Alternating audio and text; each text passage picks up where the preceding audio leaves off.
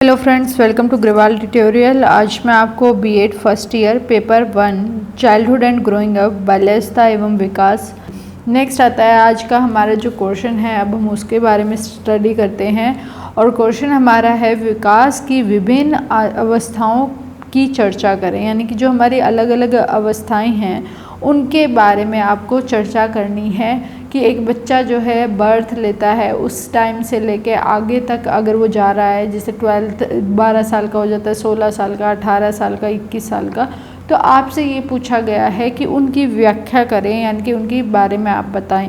Mention the various stages of development की क्या क्या स्टेजेस हैं उनके बारे में आपसे पूछा गया है। या फिर हमारा क्वेश्चन ऐसे आ सकता है कि विकास का क्या अर्थ है, विकास यानी कि डेवलपमेंट का क्या अर्थ है, जो कि हमने फर्स्ट या सेकंड वीडियो के अंदर ही डेवलपमेंट का टॉपिक कंप्लीट किया था। साथ ही साथ आपसे पूछा गया है, बालक विकास की विभिन्न अवस्थाओं का वर्णन कीजिए। यानी कि कौन कौन सी स्टेजेस हैं उनके बारे में आपको बताना है। तो यहाँ पर बेसिकली अगर हम इस क्वेश्चन को समझें तो क्वेश्चन हमारा कहता है कि हमें क्या बताना है, अवस्थाएं बतानी है, यानी कि स्टेजेस बतानी है। मेन हमारा टारगेट क्वेश्चन का ये नहीं है कि आपको डेवलपमेंट का अर्थ पूछा है। डेवलपमेंट का अर्थ आपको सिर्फ और सिर्फ एक पेज पर ही एक्सप्लेन करना है, बट ये जो स्टेजेस पूछी गई हैं ये आपका पूरा क्वेश्चन के ऊपर मार्क्स आपको देंगी। आप हमेशा यही ध्यान रखें कि क्वेश्चन का कौन सा पार्ट के ऊपर ज़्यादा मतलब कि आपको चीज़ें नोट करनी है या आपको आंसर उनका देना है। अब इसके अंदर जो है हमारी डिफरेंट स्टेजेस होती हैं। जैसे हमें भी पता है कि अलग अलग जो है बच्चा जब पैदा होता है तब से लेके जो बच्चा बड़ा होता है तो हमारे अंदर भी चेंजेस आते जाएंगे। अब हम भी जैसे छोटे बच्चे थे, अब हम बड़े हो गए, तो हमारे अंदर भी हमें पता है कि हर स्टेज में हमारे अंदर कुछ ना कुछ विकास हुआ होगा, कुछ ना कुछ डेवलपमेंट हुई होगी, तभी हम इतने बड़े हुए हैं ना, वरना हम आज भी उसी पोजीशन में रहते हैं अगर हमारे अंदर कुछ डेवलपमेंट नहीं होती। तो विकास की जो है विभिन्न स्टेजेस हैं, बहुत सारी अलग अलग स्टेजेस हैं। अब हम उसके बारे में देखते हैं। व्यक्ति के विकास की प्रक्रिया के संबंध में विद्वानों की एकामत नहीं है। यानी कि हर कोई जो हमारा फिलोसफर है या जिसने भी डिफ़ाइन किया है कि क्या होती है हमारी स्टेजेस, तो वो क्या है, एक दूसरे से सहमत नहीं है। अब जैसे कि आपके बुक के अंदर दिखाया गया है कि विभिन्न हमारे राइटर्स हैं या फिर विभिन्न हमारे क्या हैं फिलोसफर्स हैं, उन्होंने हमारी एजेस को अलग अलग पार्ट में डिवाइड किया। तो इसमें से आपको कोई भी 2 या 3 ही लर्न करनी है, ऐसा नहीं है आप सबकी लर्न करें। हाँ, लेकिन अगर आप कॉम्पिटिटिव एग्ज़ाम की तैयारी कर रहे हैं तो आप हर उसको पहलू को जानें। तो फर्स्ट हमारे रास जो थे उन्होंने 4 रूप में जो इसको डिवाइड किया हमारी स्टेजेस को। पहली थी हमारी शेषावस्था, यानी कि 1 से लेके 3 वर्ष तक के बच्चों को हम शेषावस्था के अंदर कहते हैं और इसको हम इन्फेंसी कहते हैं अगर हम इंग्लिश में बात करें। नेक्स्ट आता है प्रारंभिक बाल्यावस्था, यानी कि यहाँ पर 3 से 6 साल का जो बच्चा होगा उसके बारे में बात की गई है, यानी कि चाइल्डहुड के बारे में बात की गई है।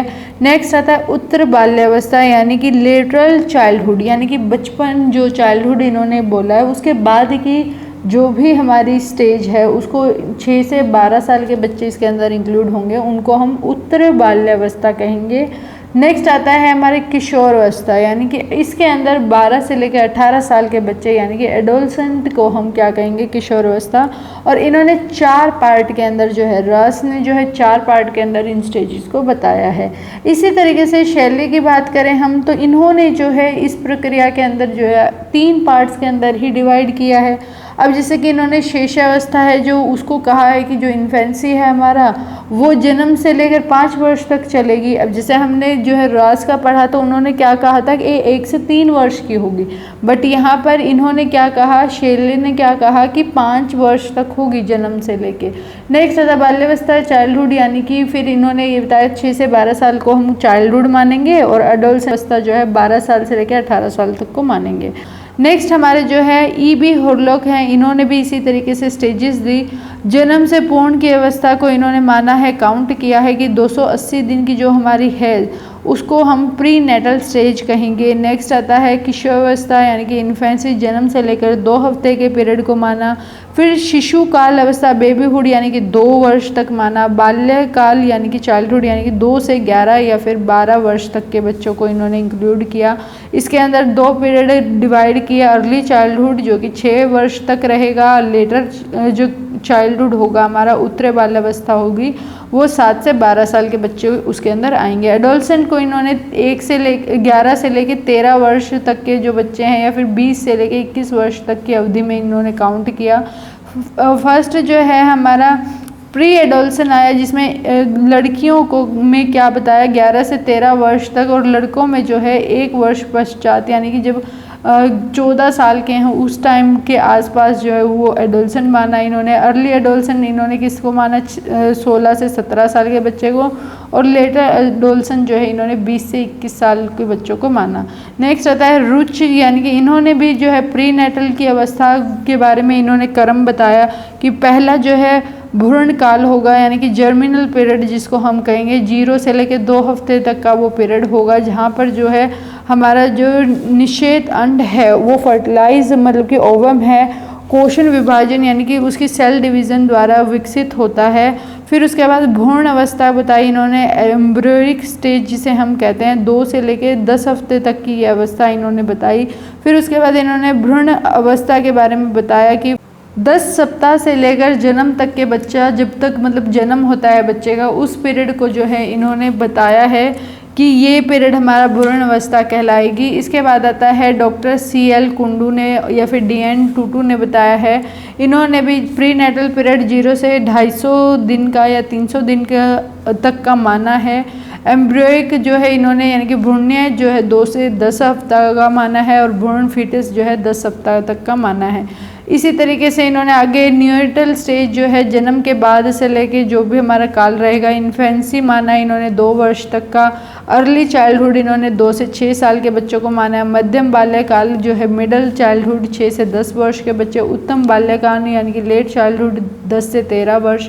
यौवन आरंभ यानी कि प्यूबर्टी जो है यहाँ पर क्या किया गया है, लड़कियों की 12 वर्ष मानी गई है, लड़कों की 14 वर्ष मानी गई है। अर्ली एडोलसेंट जो है 13 से 15 वर्ष है, और लेटर एडोलसेंट जो है 15 से 20 वर्ष है। और उसके बाद हमारा अडल्टहुड शुरू हो जाता है, और फिर हमारी ओल्ड एज आती है अवस्था, यानी कि 20 साल के अंतर तक जो है ये हमारी आ जाती है। तो आपको बेसिकली कुछ नहीं करना है इसके अंदर, आपको जस्ट 1 या 2 राइटर होंगे उनके बारे में आप पढ़ें कि इन्होंने जो इस तरीके से डिवीज़न दिया है।